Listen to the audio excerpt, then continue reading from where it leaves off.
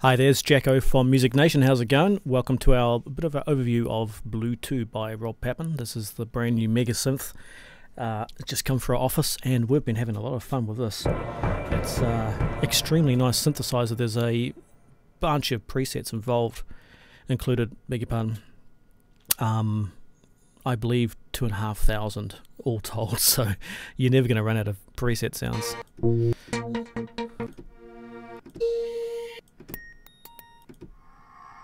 Some really cool stuff in here.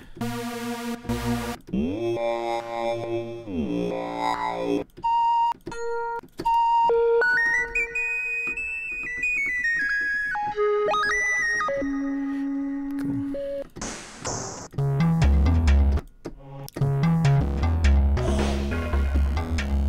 Sweet.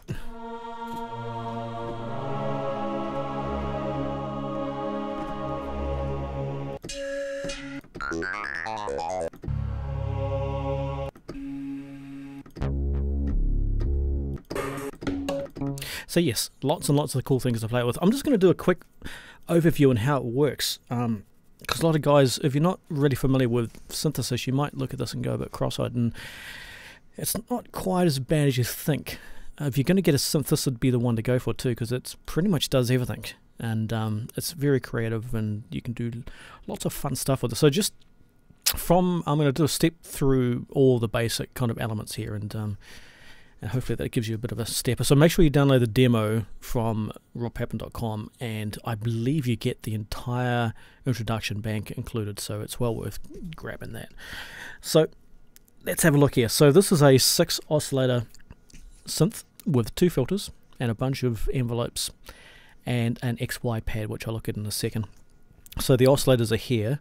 They're labeled A through F. An oscillator is a sound generator or tone generator in its basic form. You can change the type of tone that it generates here. There's 3 synthetic ones: analog, additive, and spectral. And then there's a whole bunch of sampled ones that you can choose. They then can be routed either into themselves, so you can modulate another oscillator from an oscillator. So for instance, I could modulate oscillator B using oscillator A, which is quite cool. You can then route it through one of either filter A or filter B, and then they each have their own envelope filter, or you can use the global filter, which is this one over here, the ADSR controls for amplitude over here. There is, if you click up here on the FX tab, there is 4 effects processors, and they're fully stereo, and each one of them has the choice of any one of these massive amount of effects that you can plug in, and they're all very, very nice, especially the EQs. The reverbs, extremely nice. You can either run the effects in parallel mode, which means they come in and go directly out, or serial, which means it comes in A, goes out B, out C, out D, or you can run them in variations of that. So there's quite a bit of flexibility here, which is great stuff. So looking at the interface again, so this is your oscillators at the top, the 2 filters down here, the global ADSR envelope over here. Down the bottom here in this little blue screen, there is the ADSR envelopes for either individual oscillators or filters, or the volume one here is actually the exact same copy of this up here. So if you change the attack, you can see it changes down here. If you're not familiar with how an envelope works, it's how the sound works in effect. Like, let's I'll show an example of this. Let's load up. We'll just go to a default sound, that one right there.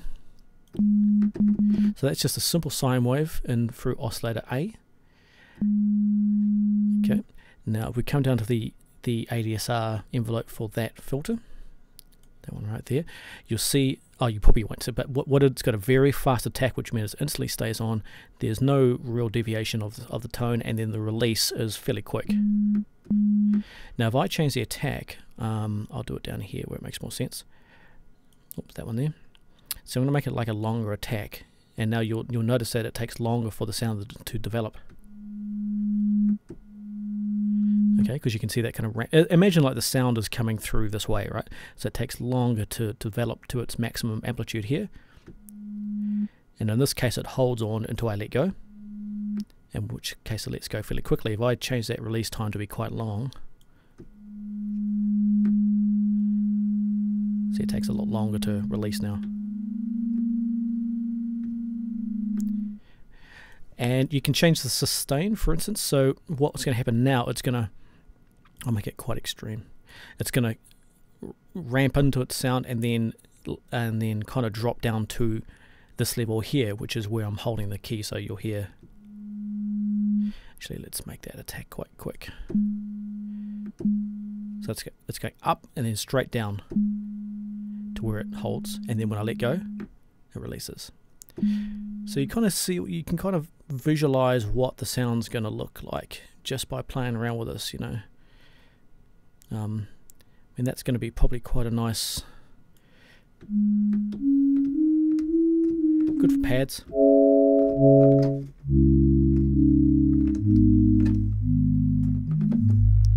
All right, so that's an envelope. One of the strengths of Blue2, it has this what it calls an algorithm. And it's a bit of a kind of a step back to the days of Efton synthesis, but as far as the way to look at this is more like routing. It's probably the best way to look at it. So what it means here, this A represents this oscillator, B of course, and all the way down. So this is telling you that oscillator A is going out nowhere, right? It's going what they call dry. Same with each one of these oscillators is just going directly out. You can actually route these so they actually go through themselves. So for instance, let's just choose a random one here. So this one here says that oscillator A is being patched through oscillator C, and so is B. So A and B both get patched through oscillator C. Now if you look up on the oscillators, you'll see the destination thing here says that, right? So it says oscillator A is going to oscillator C, this one over here.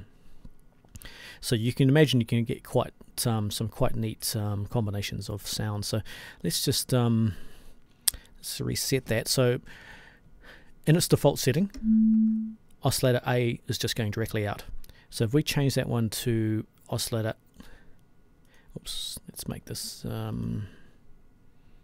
okay, that'll do. So that means all the oscillators are being patched out through F, this one at the end here, right? So at the moment there's no sound because it's not turned on, so turn on F. So it already sounds different because it's going through this oscillator here.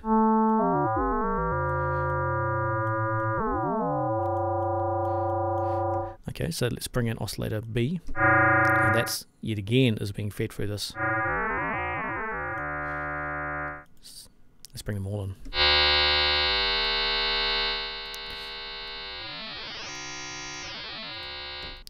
Let's turn it off. So, you know, it's just a cool way of patching is the way I like to think of it. Let's just reset that all to the default.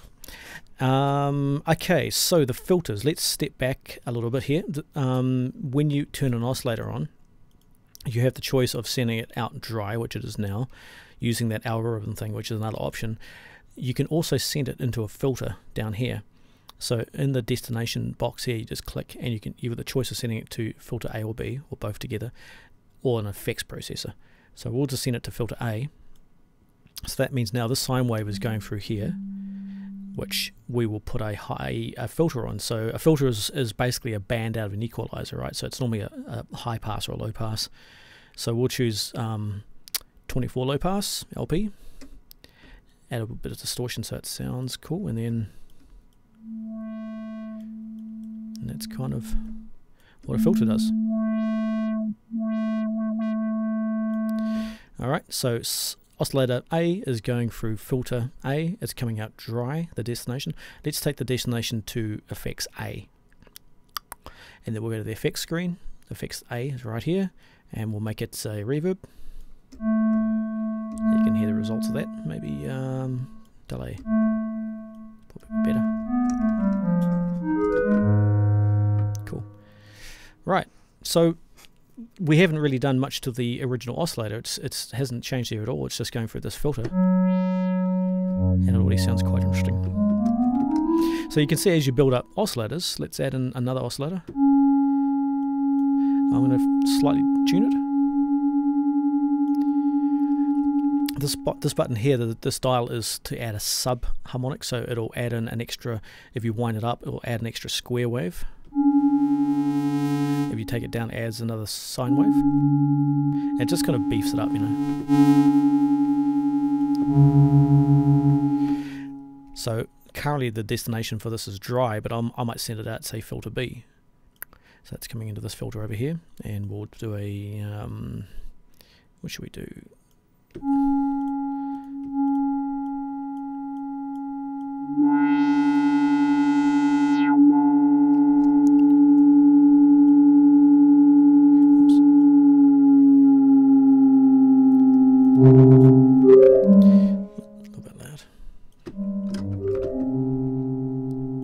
Sounds horrible. But you get the gist of what you can do with the routing, right? That's pretty much the basics of it, right? Each of these controls, all the oscillators are the same, right? They all have the same kind of control. So you got your pitching. So this is your pitching. You got fine tuning of the pitch, sub harmonics I just talked about. Shape refers to, it's got a wave distortion and a phase distortion shape drawing thing in here. So if you come down to the blue screen here, you go to the PWWS screen.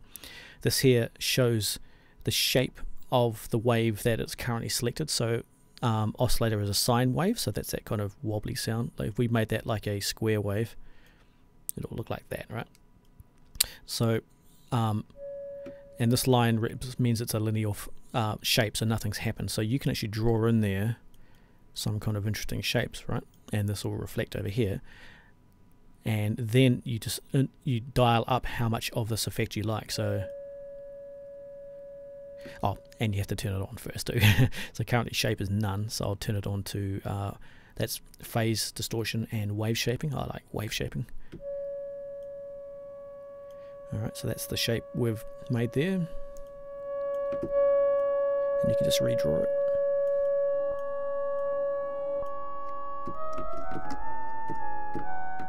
Feedback kind of intensifies the effect. Let's try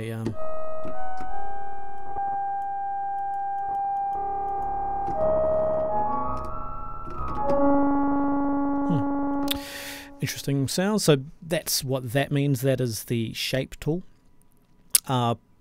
PWM means pulse wave modulation. It's an LFO basically. So if you come down to the LFO screen down here, you can change what that is, and very quickly I'll explain. So make sure you're in the right PWM option over here. So we're on oscillator A, so that's that one, and then I'll just kind of make the speed about that, and then just crank it up, and you'll hear this wobbling kind of sound.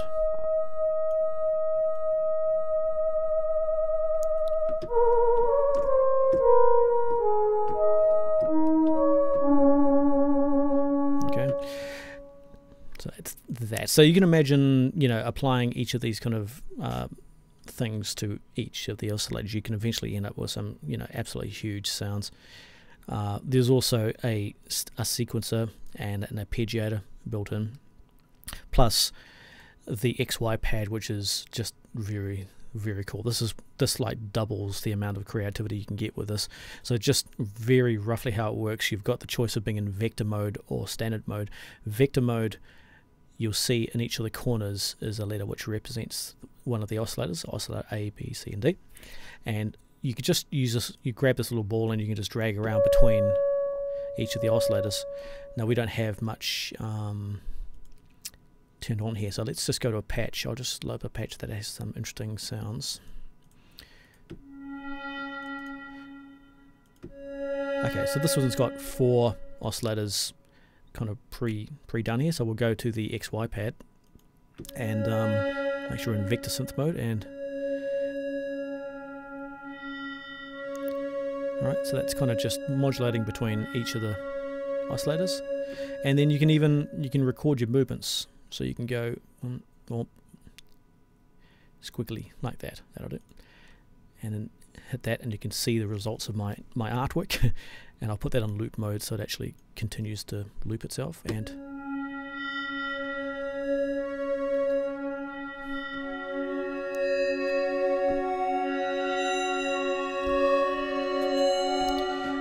so as you imagined, you can get some really creative sounds out of this. When you're not in vector mode, each of these little dials around the edge here can be assigned to pretty much everything in the synth. So if you can think it up, you can assign it in here. So that's even deeper how far you can go. There's a lot of power in this. You can change where your points are. You can change the level of resolution. Heaps to be played with in there, which is lots of fun. So that's a very basic overview of the synth. Really enjoying playing with it. As I said, download the demo, have a good play for yourself. I'm pretty sure you get the first bank for free, so it's well worth doing that anyway. And see what we can come up with. It's great value. It's a very cool synth. The developers are really cool people. Really enjoying it. So that's our little overview of Rob Papen's Blue 2. So thanks for watching. This is Jacko from Music Nation, and we'll catch you guys next time. Bye.